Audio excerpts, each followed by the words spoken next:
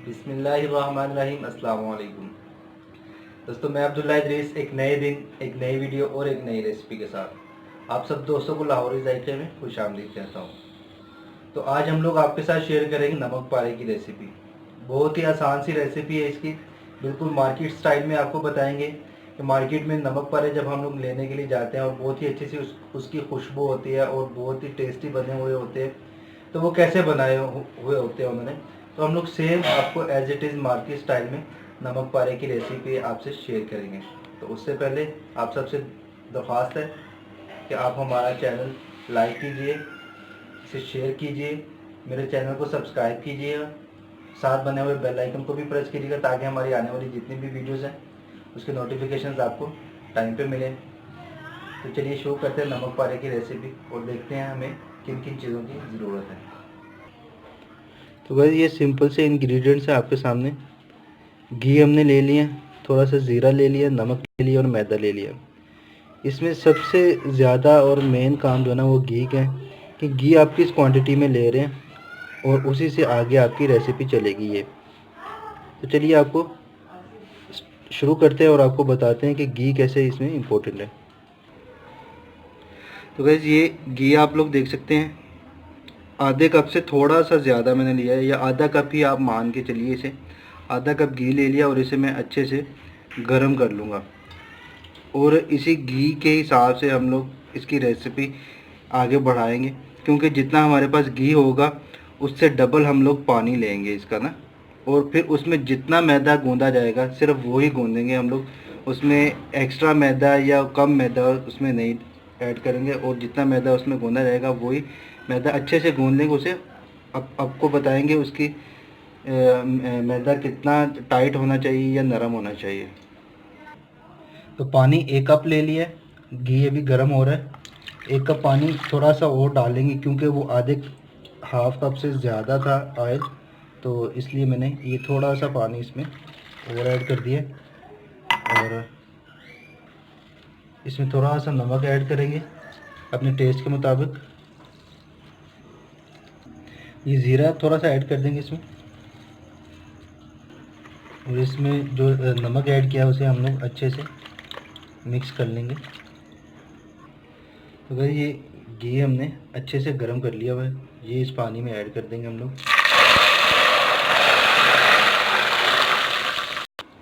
तो घी को गर्म करके ऐड करने का मकसद ये है कि हम लोग अगर मैदा जो गूंद रहे हैं ना गाइस, ये अगर नरम भी रह जाता है हमसे, थोड़ा सा नरम अक्सर हो जाता है, उस तरीके से नहीं टाइट हो पाता, थोड़ा सा अगर नरम रह जाता है तो उसमें फिर परेशान होने वाली बात नहीं, क्योंकि मैदा नरम होगा। जब हम इसे रेस्ट देंगे घी ठंडा होगा और फिर मैदा ऐसा ऐसा टाइट होना शुरू हो जाएगा और सही उसकी वही कंसिस्टेंसी हो जाएगी जो हमें चाहिए होती है। तो घी ऐड करने के बाद हम लोग इसमें मैदा ऐड कर देंगे, और मैदा ऐड करने के बाद हम इसे अच्छे से गूंदेंगे।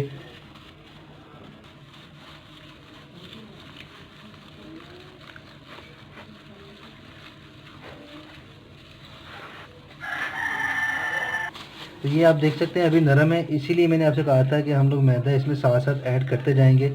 घी और पानी पे आपने डिपेंड करना है कि घी और पानी आपने जिस तरीके से मैंने बताया उसी तरीके से आप लोग इसमें ऐड कर लेना, और उसके बाद उसमें जितना मैदा ऐड हो उसे उसी तरह से ऐड करके फिर आपने इसे गूंदना है।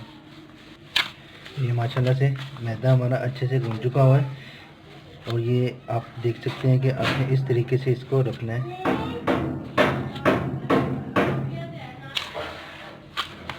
तो अब हम इसे थोड़ी देर के लिए रेस्ट के लिए रख देंगे, करीब इसे 10 से 15 मिनट तक हम लोग रेस्ट देंगे।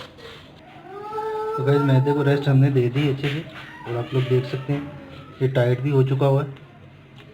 तो अब इसके पेड़े वगैरह बना लेंगे।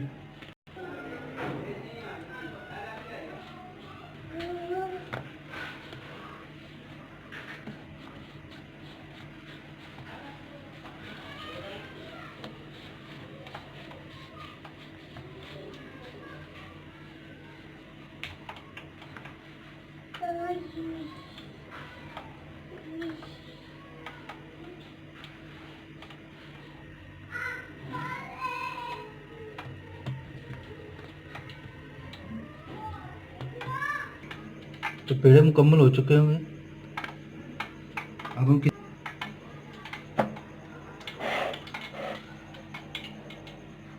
इस तरह से एक बर्तन में रख लेंगे।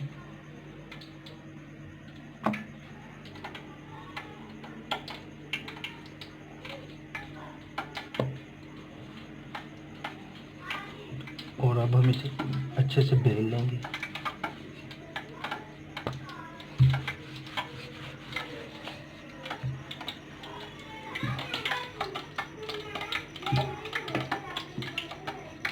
अच्छा, इसको हमने इस तरीके से बेलना है कि ये मैदा इस तरह से साथ चिपक जाए, इसके ना उखड़ ना सके। और उसके बाद फिर हम लोग एक कटर ले लेंगे या कोई छुरी ले लेंगे, नाइफ ले लेंगे, जिसके साथ हम लोग इसके कटिंग करेंगे इसकी। ये इस तरह से हम लोग इसकी कटिंग कर लेंगे गाइस।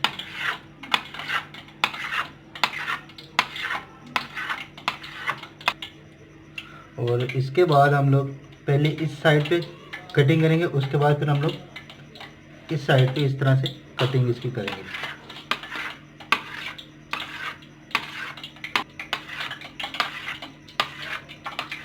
ये इस तरह से हम लोग कटिंग कर लेंगे और उसके बाद हम लोग इसे किसी नाइफ़ की मदद से इस तरह से उखाड़ लेंगे और यहाँ से उठा देंगे हम लोग। ये आप लोग देख सकते हैं माशाल्लाह से ये इसकी कटिंग हुई है।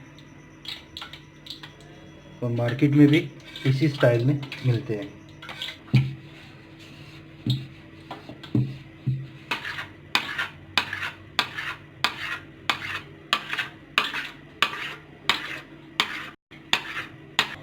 तो माशाल्लाह से नमक पारे सारे के सारे हमने बेल लिए अच्छे से, आप लोग देख सकते हैं। और एक ट्रे में निकाल लिए हमने।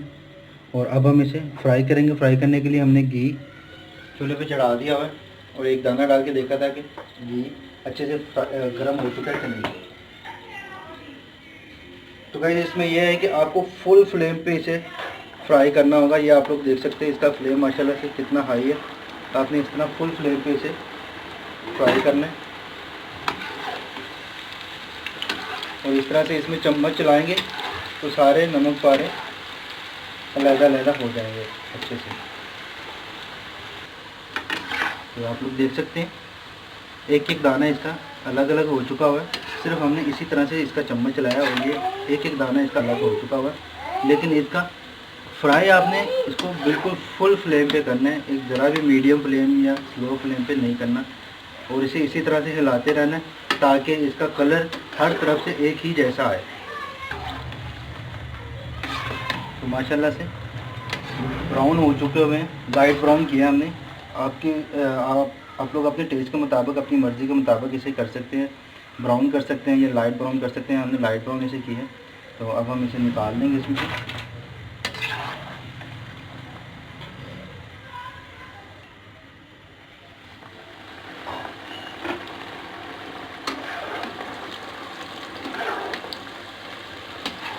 इसी तरह से हम लोग चम्मच चलाते रहेंगे और ये इंशाल्लाह अलग अलग हो जाएंगे इसमें से।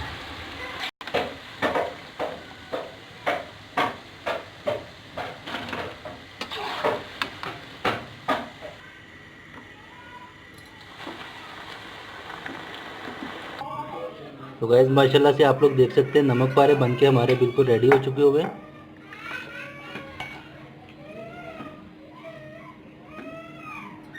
ये हमने इसे डिश आउट कर लिया।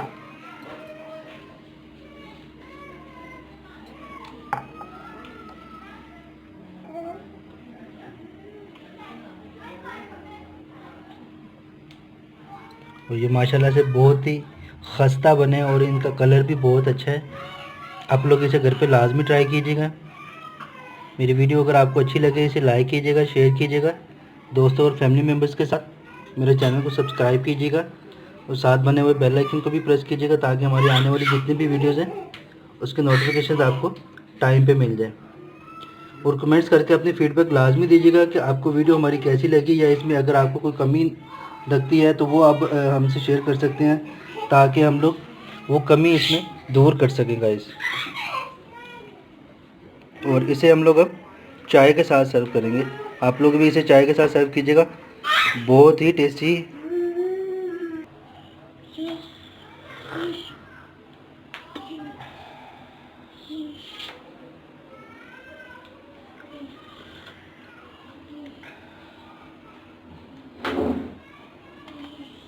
तो माशाल्लाह से नमक पारे बन के हमारे बिल्कुल रेडी हो चुके हुए। आप लोग इसे घर पे लाजमी ट्राई कीजिएगा। आप लोग देख सकते हैं माशाल्लाह से कितने खस्ता और कलरफुल जो है ना वो बने हैं। इसके बहुत ही अच्छे से कलर है इसका नमक पारे का।